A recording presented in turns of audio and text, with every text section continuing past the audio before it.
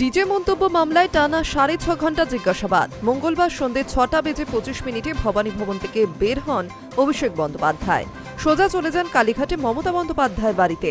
সেখানে দলের বৈঠকে যোগও দেন অভিষেক বন্দ্যোপাধ্যায়। ২৬-এর নির্বাচনী প্রচারে বিজেপির উদ্দেশ্যে বেশ কিছু বেলাগাম মন্তব্য শোনা গিয়েছিল তৃণমূলের সর্বভারতীয় সাধারণ সম্পাদকের গলায়। তার মধ্যে অন্যতম ডিজে বাজানো।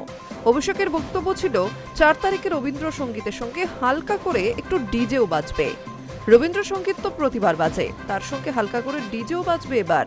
যারা বেশি লম্ফচম্প করছে মনে রাখবেন, আমাদের সৌজন্যতা দুর্বলতা নয়।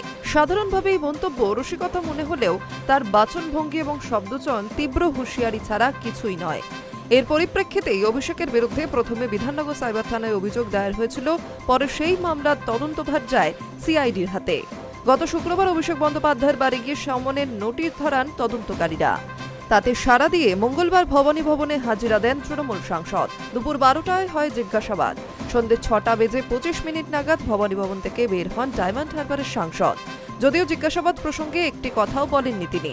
ভবানী ভবন থেকে সোজা কালীঘাটে মমতা বন্দ্যোপাধ্যায়ের বাড়িতে যান অভিষেক। সেখানে একটি বৈঠক চলছিল, তাতে যোগ দেন বলেই খবর।